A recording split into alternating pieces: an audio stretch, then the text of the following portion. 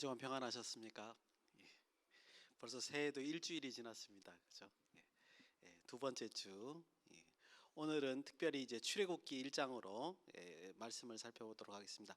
제가 기도하고 시작하겠습니다.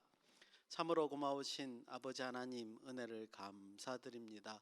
오직 하나님의 은혜로 살아가고 있는데 하나님께 영광 돌리는 우리가 될 수 있도록 2023년 한 해도 붙들어 주시고 함께 하여 주시옵소서. 우리가 말씀을 읽고 들을 때마다 오직 하나님을 아는 지식이 더욱더 충만해져서 하나님의 뜻과 계획을 이해하며 그 뜻대로 살아가는 우리 모두가 될 수 있도록 인도하시고 함께 하여 주시옵소서. 예수님의 이름으로 기도드리옵나이다. 아멘. 오늘은 출애굽기 1장의 말씀입니다. 제가 새로운 왕과 이스라엘 자손이라는 제목으로 출애굽기 1장을 이제 시작해 보겠습니다. 먼저 이제 출애굽기를 시작하기 앞서서 좀 이제 또 벌써 이제 성경 공부가 이제 2년이 지나가고 있는데 이제 2년째가 되고 있는데 또 한 말씀을 좀 드리고 시작하는 게 좋을 것 같다는 생각이 듭니다. 성경을 안다는 것은요, 단편적인 어떤 암기 지식을 알고 있다라는 말과 조금 다릅니다. 성경에 있는 하나님의 메시지를 이해한다라고 말하는 게 더 적합한 말이겠죠. 조금 더 구체적이고 실질적인 말씀을 드리면 성경을 읽으면서 성경의 그 문맥의 흐름을 파악해야 됩니다. 그랬을 때 이제 거기에서 조금 독특한 도드라진 표현들이 보여요. 이런 흐름인데 이런 말이 나오네, 이렇게 보인단 말이죠. 그전에는 그게 잘 보이지 않죠. 그 다음에 어떤 특별한 사건들이 눈에 띕니다. 그래서 이제 그 도드라진 표현과 사건을 통해서 하나님께서 성경을 통해서 우리에게 주시는 말씀이 무엇인가, 이거를 깨닫는 거죠. 그럴 때 우리가 성경을 읽는다 그러고 이제 이해한다, 이렇게 표현하는 겁니다. 예를 한번 들어보자면, 우리가 이제 지난해 이제 창세기를 봤기 때문에 창세기 37장부터 50장까지 독특한 표현이 하나 있었습니다. 그게 뭐냐면 야곱의 이름을 이스라엘로, 그죠? 특별할 때만 불렀습니다. 그런 게 이제 우리가 주목해서 보니까 왜 갑자기 이름을 이렇게 금방인데도 바꾸는 것을 볼 수 있죠. 그래서 이스라엘이라는 이름을 부를 때마다 하나님께 역사를 강조하는구나, 이런 걸 우리가 이제 해석해낼 수 있었습니다. 또 한 가지 이제 사건에 대한 얘기를 하면 멀리 요 얘기가 아주 좋을 것 같아서 사무엘하 21장 15절 이하에 사무엘하 21장을 보시면 이제 다윗이 블레셋과의 전투하는 장면이 등장합니다. 우리가 그냥 읽으면 블레셋과 전투를 하는구나. 그리고 이제 거기에 이제 30용사들이 등장을 해서 아주 획기적인 전투를 하는 장면이 나와요. 그래서 이제 하나님께서 이들을 도와주셔서 블레셋을 물리치는구나, 이렇게 지나갈 수 있어요. 그런데 그 문맥의 흐름에서 보면 뭔가 이상해요. 뭐가 이상하냐면 다윗은 그 시대에 사무엘하 21장일 때 온 이스라엘의 왕이었어요. 그런데 블레셋이 쳐들어왔단 말이죠. 그러면 전쟁을 하러 가면은 당연히 누가 같이 가야 돼요? 이스라엘 백성이 다 같이 가야 돼요. 그런데 이상하게 다윗을 호위하는 30용사만 블레셋과의 전투를 벌이고 다윗이 거기서 죽을 뻔하는 장면이 등장하게 된다는 거예요. 이게 뭘 의미하느냐? 바세바 사건 이후에 이스라엘 백성들이 다윗을 무시하는 거예요. 왕위를 인정하지 않는 거예요. 그런 배경이 거기에 깔려 있단 말이죠. 그런데 하나님께서는 그 30용사에게 역사를 하셔서 기적적인 전쟁을 승리하면서 하나님께서 다시 다윗의 왕권을 든든하게 하는 장면이 거기서 드러나고 있어요. 하나님은 이제 그 전쟁을 통해서 이렇게 얘기하는 거예요. 아직도 나는 다윗을 선택했고 다윗에게 임무를 줬다, 이런 메시지를 이스라엘 백성들에게 강력하게 전하는 거죠. 지금 이렇게 해설을 듣고 보시면 아시다시피 문맥을 이렇게 봤을 때 성경의 사건도 달리 보이는구나 라는 것을 우리가 알 수 있습니다. 이렇듯이 이런 예시에서 보는 것 같죠. 성경 이야기의 흐름을 파악하는 것은 굉장히 중요합니다. 그래서 오늘 이제 출애굽기를 시작을 하는데 출애굽 1장에서 15장은 우리가 참 많이 아는 부분입니다. 그죠? 웬만한 분들도 이렇게 그 10가지 재앙, 그리고 이제 출애굽을 하는 모습, 이런 것들에 대해서 많은 지식으로 아시게 될 텐데, 역시 이런 장면들도 그냥 단순하게 보지 말고 성경의 흐름에 맞춰서 그 흐름을 내가 파악하면서 이런 사건들을 보는가, 이렇게 좀 성경을 같이 읽어봤으면 하는 생각이 듭니다. 그래서 이제 하나님께서 우리에게 어떤 말씀을 주는가 이런 것들을 한번 살펴보기를 소원합니다. 자, 출애굽기 1장입니다. 출애굽기 1장은요 새로운 갈등을 소개합니다. 우리가 이제 이 새로운 갈등을 파악을 해내야 되죠. 그러면서 사실은 출애굽기 1장에서 15장까지 거의 반이죠. 거의 반보다 조금 작지만 반에 해당되는 왜 출애굽을 하게 되는가라는 것을 이해하게 되는 갈등이 여기서 시작하고 있습니다. 그걸 우리가 파악을 해야 되는 게 굉장히 중요합니다. 그리고 이제 그것이 15장까지 이야기의 동력이기도 하죠. 누구와 누구와의 갈등이냐? 제가 아까 전에 제목에 말씀드린 대로 누구예요? 애굽의 새로운 왕. 누군지는 몰라요.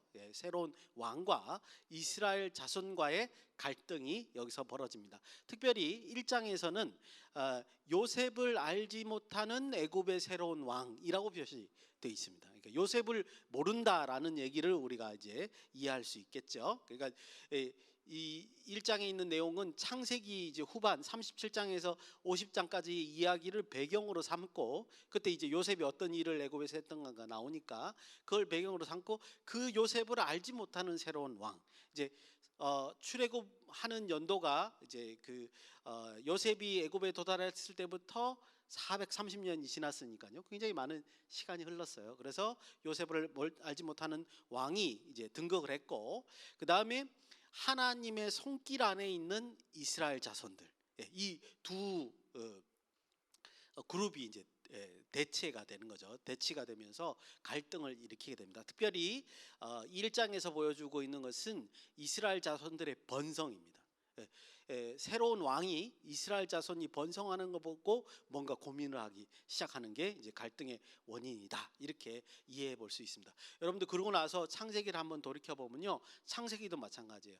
창세기는 1장에서 50장에 아주 큰 동력이 하나 있었어요. 그 갈등이 하나 있었단 말이죠. 그 갈등이 뭐였냐면 창세기 3장에 등장하는 뭐요? 인간의 죄죠.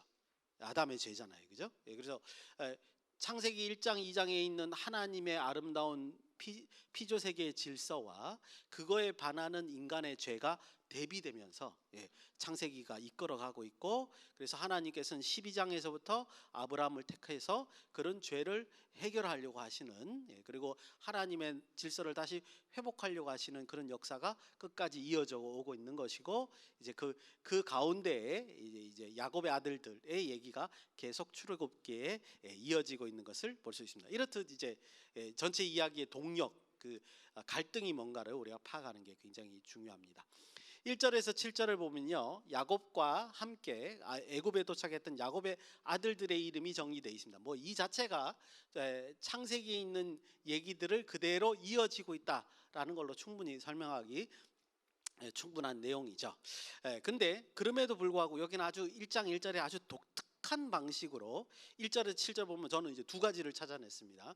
독특한 방식으로 창세기에 있는 내용을 요약하면서 얘기한다, 지금 시작한다라는 걸 보여주고 있습니다. 먼저 1절을 한번 보죠. 우리 1절 한번 같이 읽어보겠습니다. 출애굽기 1장 1절. 혹시 한번 찾아보십시오. 이게 왜 창세기를 요약하는 말이 되지? 한번 생각해 보시기 바랍니다. 1장 1절입니다. 시작. 야곱과 함께 각각 자기 가족을 데리고 애굽에 이른 이스라엘의 아들들의 이름은 이러하니. 아멘. 이 짧은 구절에서 왜 이게 창세기를 요약하는 거죠? 잘 한번 보십시오. 뭐가 다르죠? 앞에는 야곱이 나오고 그다음 야곱의 아들들의 지칭하는 말이 뒤에는 뭐가 나와요? 이스라엘의 아들들이, 베네이 이스라엘이라고 돼 있어요. 그냥 야곱과 함께 자기 가족이 데리고 들어갔고 야곱의 아들들은 이러하다 이러면 되잖아요. 근데 여기서는 뭐라고 돼 있죠? 이스라엘의 아들들이라, 이렇게 이름을 바꿔서 표현하고 있다는 겁니다. 왜 똑같은 자손들을 그렇게 이름을 바꿔서 표현하느냐? 해석을 하면 이런 거죠. 우리가 앞에서 이미 창세기에서 경험을 했으니까 이스라엘이라는 용어를 쓸 때마다 뭔가 독특하게 하나님의 역사를 표현하고 싶다, 이런 관점에서 이 말을 해석하게 되면 야곱과 그의 집안은 애굽에 올 때, 그 정착할 때까지만 해도 뭐예요? 야곱이었단 말이에요. 한 가정이었단 말이에요. 그런데 그 애굽에 정착하고 시간이 흘러서 거대한 이제 이스라엘의 자손, 이제 야곱의 자손들이 생겼는데 그때는 뭐예요? 이스라엘의 아들들이에요.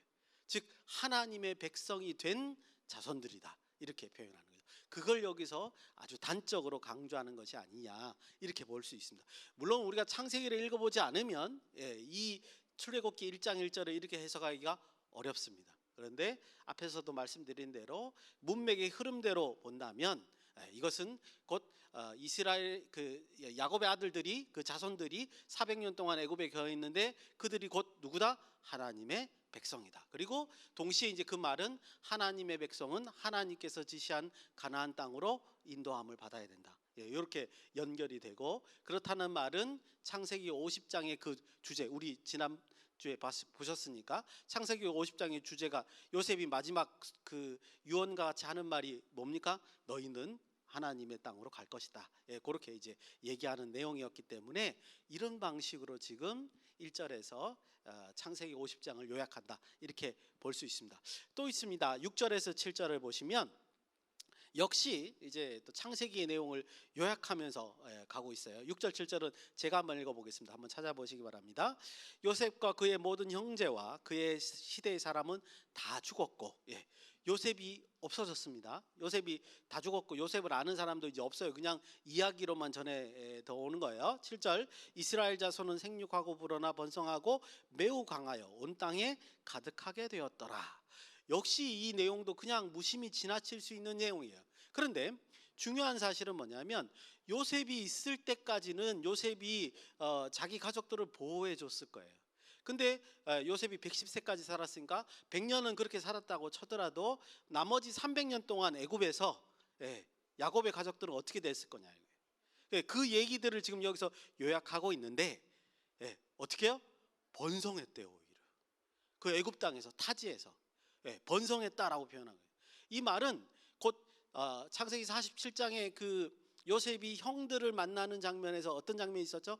고센 땅에 정착해달라고 얘기하라고 바로 왕에게 그렇게 부탁하라고 얘기했다. 이제 전에는 부분이 있잖아요. 그러면서 일부러 요셉이 이스라엘 자손들이 고센 땅에 정착할 수 있도록 했습니다. 그리고 제가 그때 뭐라고 말씀드렸냐면 그것이 굉장히 좋은 선택이었다 이렇게 말씀을 드렸습니다. 왜냐하면 나머지 애굽 사람들은 흉년 때문에 전부 다 그 자신들의 토지를 바로에게 바쳤어야 했거든요. 근데 고생 땅만큼은 그런 것과 상관없이 그 요셉이 먹을 것을 양식을 대주면서 고생 땅의 그 목초지에서 아주 잘 정착할 수 있었고 땅도 빼앗기지 않았다 이렇게 말씀을 드렸는데 그것 때문인지 이스라엘 자손들은 애굽 땅에서 300년 동안 무려 300년 동안 잘 정착하면서 융성하게 이제 그 자손들이 번성할 수 있었다 이렇게 이제 얘기를 하고 있는 거죠. 그래서 이 6절에서 7절 구조도 마찬가지로 창세기를 요약하고 지금 이야기를 이제 시작합니다.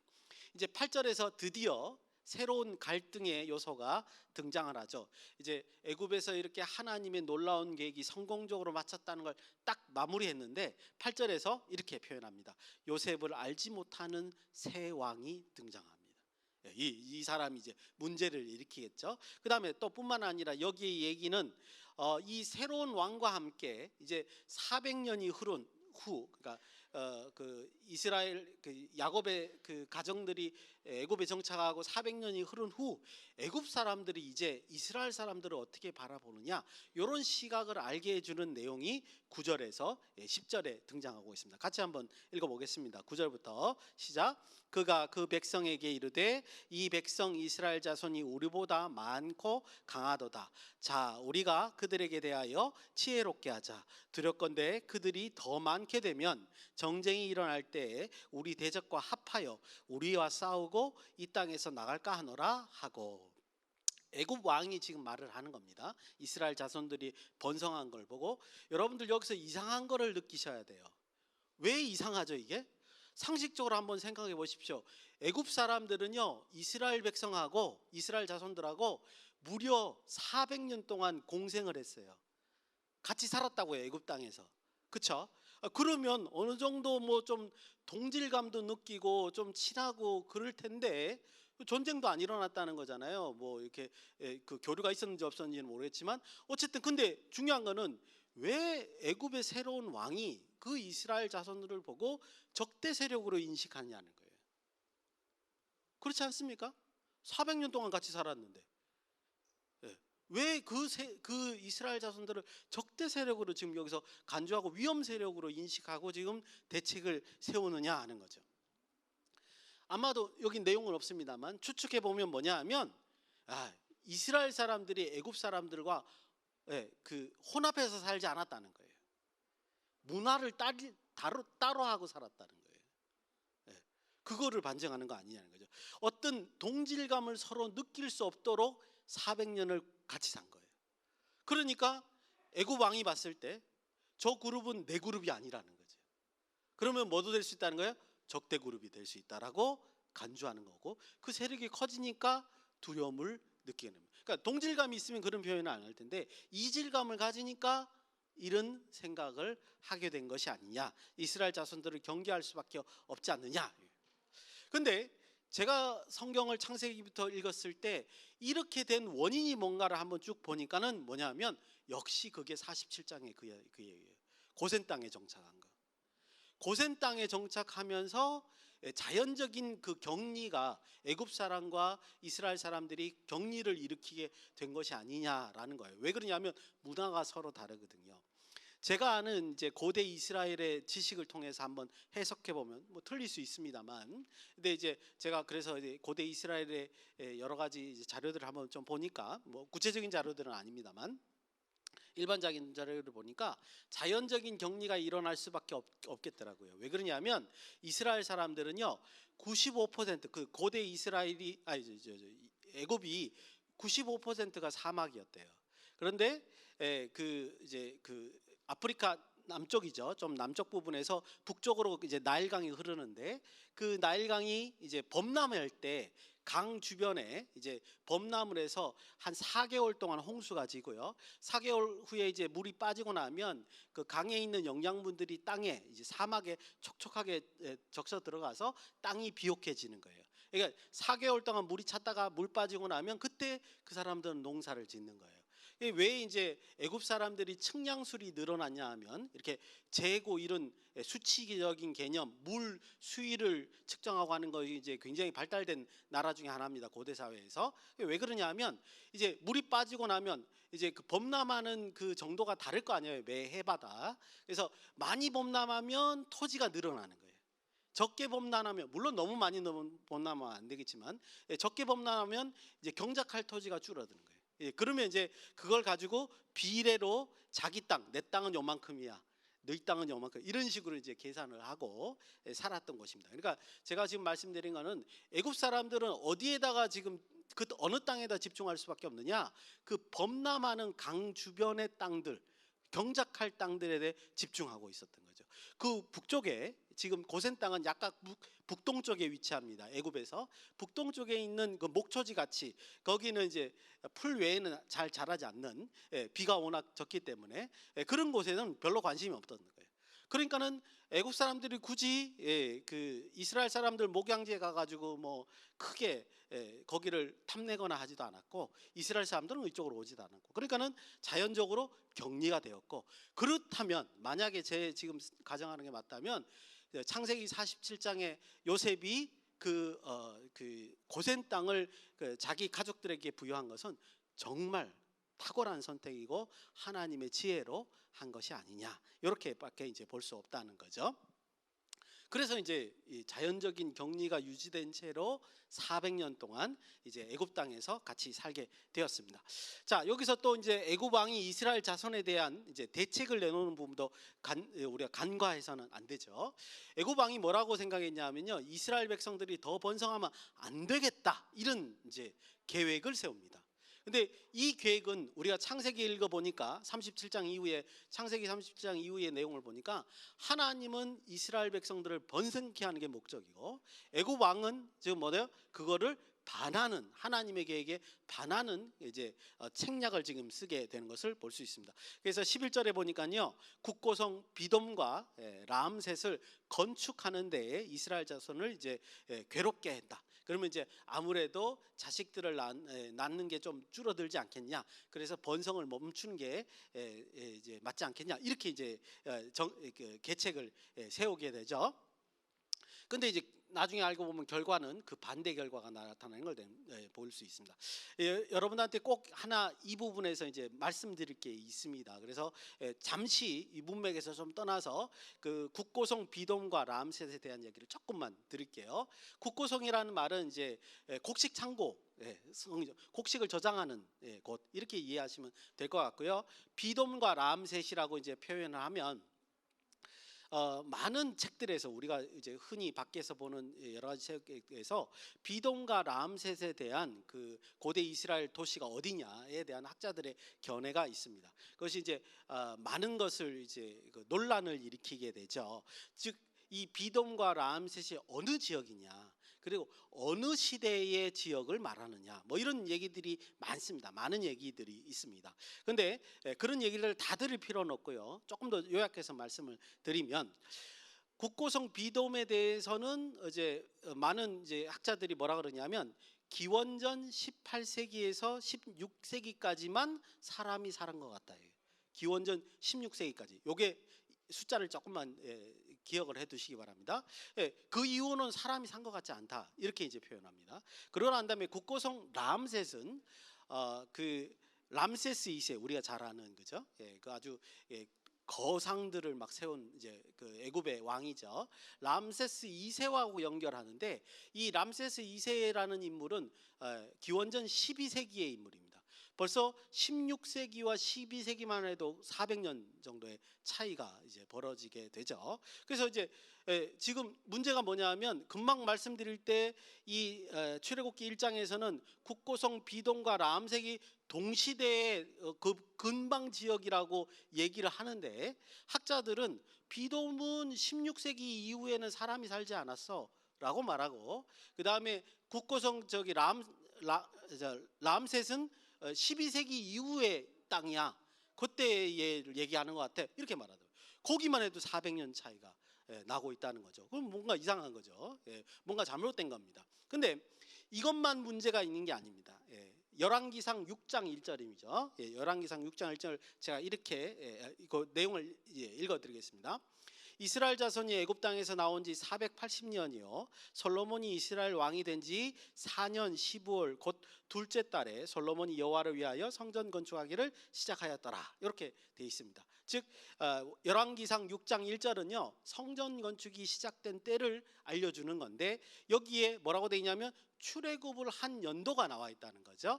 솔로몬 왕 4년 때 솔로몬이 왕이 된 지 4년 만에 된 거고 그 4년째부터 480년 전에 출애굽을 했다 이렇게 되어 있습니다. 애굽에 나가게 됐다 이렇게 이제 기록이 되어 있습니다. 그래서 환산을 해보니까요 대략 1445년이에요 BC. 그럼 기원전 15세기예요. 그러면 지금 몇백 년이 왔다 갔다 하죠. 다시 한번 정리해드리면 간단하게 정리하면 비돔은 16세기 이후에는 사람이 살지 않았어요.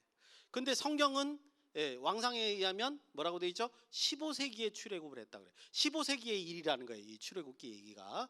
그 다음에 람셋은 뭐요? 12세기에 더 뒤에요. 이것만 보니까 지금 몇백 년이 왔다 갔다 하는 거예요. 결론적으로 말씀드리고 싶은 건 뭐냐면요. 우리가 밖에서 읽는 책 가운데에 이런 것들을 너무 그냥 이 중에 하나를 선택한 다음에 너무 그 당연한 듯이 설명하는 책들이 너무 많다는 겁니다. 그래서 말씀을 드리면 우리는 성경을 읽으니까 성경을 기준으로 생각하는 게 훨씬 중요하겠죠, 그죠? 그래서 이 출애굽기는 15세기라고 이해를 하셔야 되고 일반 책자들에 있는 비돔과 람셋에 대한 설명은 대부분은 틀린 말이다라는 것을 좀 이해해 주셨으면 좋겠습니다. 적어도 함부로 이제 그것을 갖다가 쓰는 것은 옳지 않다 이렇게 볼 수 있는 성경적이지 않다 이 말이 더 정확하겠죠. 그렇게 살펴주셨으면 좋겠습니다. 자 이제 다시 본문으로 돌아와서요. 새로운 왕의 학대에도 불구하고 학대를 받으면 받을수록 더욱 번성했다. 성경은 이렇게 증거하고 있습니다. 그래서 애굽 왕은 이제 15절에부터 시작해서 더 악한 더 직접적인 계책을 세웁니다. 15절에서 17절인데요. 뭐 내용은 너무나 잘 알 수 있으실 테니까 제가 요약해서 말씀드리면, 애굽 왕의 악한 계책이 뭐였냐면 산파들을 시켜서 히브리 여인들이 이제 자식을 낳게 되면 딸은 살려두고 아들은 죽이라, 이렇게 명령을 한 겁니다. 그래서 이제 이런 명령 자체가 사실은 불가하죠. 사람의 생명을 경시하는 그런 악한 명령입니다. 아주 악한 명령이고, 또 한 가지 아주 교묘한 명령인데, 자기의 손에는 피를 묻히지 않고 산파들의 손을 통해서 악한 일을 저지르는 그런 아주 나쁜 계책이기도 합니다. 그러니까 남에게 책임을 이제 떠넘기는 그런 거죠. 그런데 17절에 보니까는 이 산파들이요, 생명을 다루다는 사람들이다 보니까 생명을 주관하는 자가 하나님이신가를 이미 이제 파악을 했었죠. 그래서 생사를 결정하는데 자기가 하지 않고, 반면에 이제 바로 왕, 새로운 왕은 자기가 생사 여탈권이 있다라고 생각하는 교만의 사람이죠. 근데 산파들은 그렇지 않고 이제 아들이 태어났을 때 오히려 살려주는 것을 볼 수 있습니다. 여러분, 근데 우리가 주목할 것은 이 내용과 함께 또 하나 눈여겨 보셔야 됩니다. 지금 15절에서 17절을 볼 때 아주 독특하죠. 왜냐하면 그 애굽의 산파들의 이름, 2명 여인의 이름이 등장을 합니다.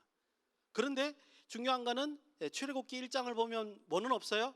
왕의 이름이 없어요. 어떻게 왕의 이름은 없는데 산파들의 이름은 여기서 기록하고 있다는 거죠. 그 말은 출애굽기 1장이 강조하는 것은 뭐라는 거죠?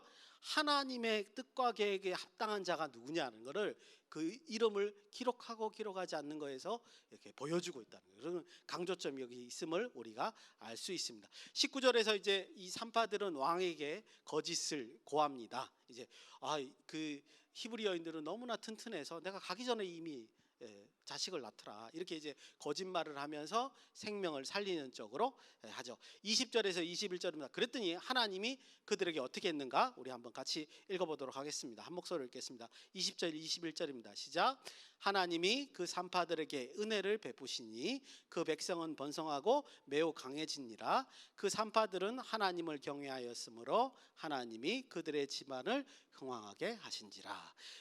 아까 전에 산파들의 이름은 이때 애굽의 왕의 이름을 없는 것을 보고 우리가 파악을 하고 나니까 20절 21절이 성경이 이걸 강조하는구나. 하나님의 계획대로 수행하는 자들에게 어떤 은혜가 주어지는지, 그게 지위고하를 막론하고 어떤 은혜가 주어지는지를 잘 표현하고 있구나라는 사실을 우리가 다시 한번 확인해 볼 수 있습니다. 산파들의 의로운 판단과 행동이 이스라엘 자손들을 번성하고 더 강하게 만드는 그런 역효과가 나타나고, 산파들은 하나님의 은혜로 더 흥왕하게, 그 집안들이 더 흥왕하게 되는 것을 우리가 볼 수 있습니다.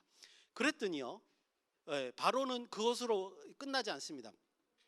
더 직접적이고 더 악한 명령을 내립니다. 뭐라 그러냐면 아예 그냥 아들이 태어나거든 강가에 버려라, 이렇게 명령을 해요. 말도 안 되는 명령인 거죠, 그죠? 이런 생명을 경시하는 것을 떠나서 이거는 하나님의 창조 질서를 거부하는, 자신의 어떤 교만으로 거부하는 그런 행동이다, 이렇게 이제 볼 수 있습니다.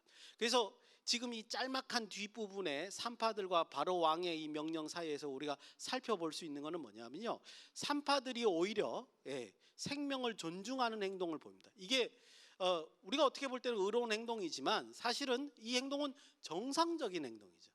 생명을 중시하는 것은 정상적인, 마땅히 해야 될 일이란 말이죠. 그 마땅히 해야 될 일이 바로의 죄악된 명령, 아주 악한 그 명령과 대비가 되면서 오히려 산파들의 의로움으로 지금 칭찬받고 있는 것을 우리가 볼 수 있습니다. 그것이 이제 보여주면서 앞에 제가 말씀드렸던 것 같이 하나님의 그 이스라엘 백성들, 하나님의 백성들 이스라엘 자손과 새로운 왕과의 지금 갈등 구조가 형성되는 것을 아주 잘 보여주고 있습니다. 그래서 이 이야기가 출애굽기 15장까지 이끌어 간다라는 거 우리가 이제 잘 기억하셨으면 좋겠습니다. 짧게 묵상하면요, 출애굽기 1장의 말씀은 사람의 교만이, 이 교만이란 말은 하나님을 알지 못하는 자의 그 마음이죠. 예, 그 교만이 하나님을 아는 지식이 없는 자가 어떻게 하나님의 뜻에 대적하는가를 아주 잘 보여주는 예시입니다. 물론 이제 이 뒤에도 계속 10가지 재앙 속에서도 이제 등장을 하겠습니다만, 그래서 우리가 이걸 볼 때 이제 파악할 수 있죠. 예, 우리는 스스로 악에 빠지게 되면요, 내가 악한지 아닌지 모를 때도 있습니다. 죄가 죄라고 규정되기 전에는 죄가 죄인지 아닌지 모를 듯이요. 모를 수 있습니다. 근데 이런 장면을 보면서 우리가 이렇게 모두 다 말할 수 있죠. 아, 이건 아니다. 이거는 악하다. 이렇게 볼 수 있습니다. 그래서 이 출애굽기 1장을 타산지적으로 삼아서 그 바로의 교만을 보고 우리의 삶은 저 삶은 적어도 안 돼야 되겠다. 이렇게 타산지적으로 삼고 오히려 2023년은 하나님의 뜻을 더욱더 발견해내고 거기에 맞추는 삶이 될 수 있도록 소망하시는 저와 여러분이 되시기를 예수님의 이름으로 축원드립니다. 기도하시겠습니다. 고마우신 아버지 하나님, 은혜를 감사드립니다. 올해 출애굽기로 또 하나님의 말씀을 살펴볼 텐데 은혜를 더하시고 함께하여 주셔서 하나님의 말씀을 더욱더 살피며 그 뜻을 따라가는 우리 모두가 될 수 있도록 인도하시고 함께하여 주시옵소서. 예수님의 이름으로 기도드리옵나이다. 아멘.